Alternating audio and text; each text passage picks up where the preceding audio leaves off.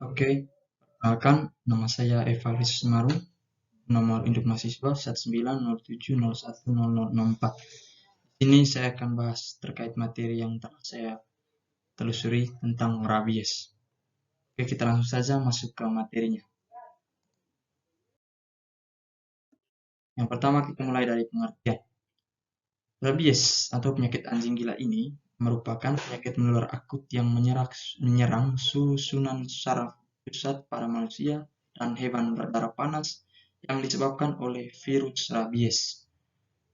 Ditularkan melalui saliva, dalam hal ini saliva anjing, kucing, kera yang kena rabies dengan jalan gigitan atau melalui luka yang terbuka. Oke, setelah kita belajar pengertiannya, kita masuk ke masa inkubasi. Ini masa inkubasi dari penyakit rabies, yaitu masa inkubasi pada hewan antara lain 3-8 minggu. Kemudian masa inkubasi pada manusia adanya bervariasi, di mana yang biasanya terjadi yaitu antara 2-8 minggu, kadang-kadang 10 hari sampai 2 tahun. Tetapi rata-ratanya masa inkubasinya itu 2-18 minggu. Setelah memahami masa inkubasi, kita lanjut ke poin berikut. Oke, poin sekarang yaitu sumber penularan. Di sini yang menjadi sumber penularan dari penyakit rabies ini adalah anjing sebagai sumber penularan utama, dan di samping itu juga dapat ditularkan melalui kucing ataupun juga kera. Di luar negeri, di samping ketiga hewan di atas, dapat juga ditularkan melalui gigitan binatang seperti serigala, kelelawar, skun, dan juga rakun.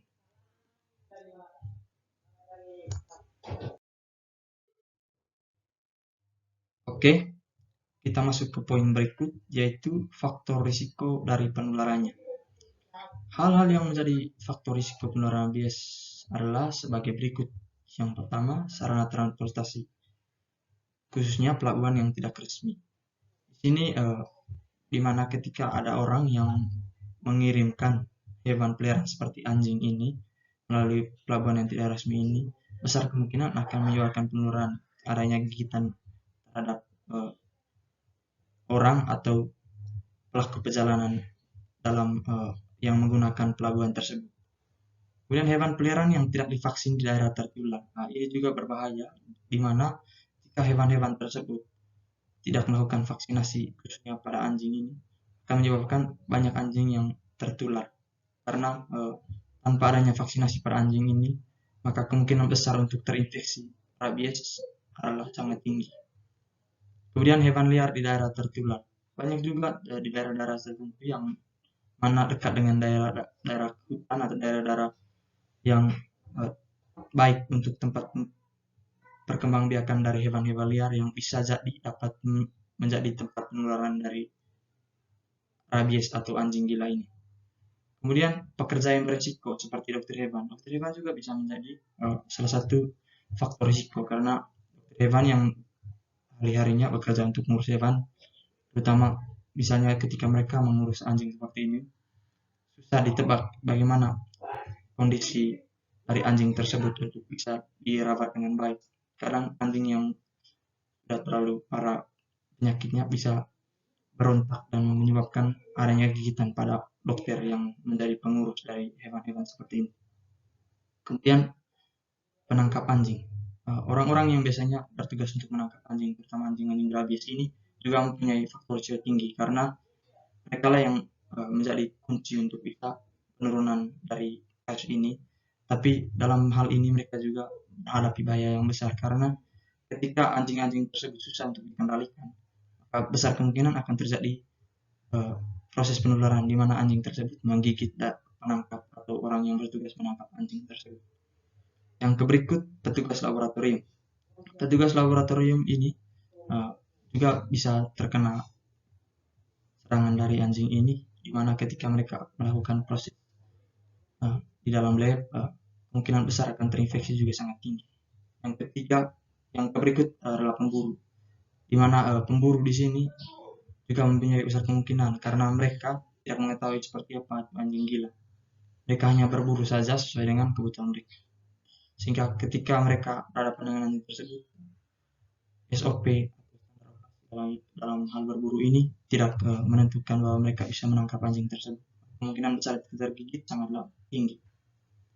Berikut wira swastawan yang datang ke daerah tertular. Hal ini juga berpengaruh besar karena mereka tidak mengetahui kondisi dari daerah-daerah tersebut. Yang berikut masuk ke cara penularan. Cara penularan yang pertama dimulai dari cara penularan pada manusia. Cara penularan dibagi dua, yaitu dari hewan ke manusia melalui gigitan hewan yang air liurnya mengandung virus rabies ini. Juga yang kedua, non-gigitan atau melalui jilatan hewan yang mengandung virus rabies pada luka yang terbuka seperti selaput mukosa yang utuh, selaput lendir mulut, selaput lendir usus, juga selaput alat genital eksternal, dan melalui inhalasi atau udara. Dan ini biasanya jarang terjadi, tapi kemungkinan besar juga bisa terjadi. Berikut cara penularan dari manusia ke manusia.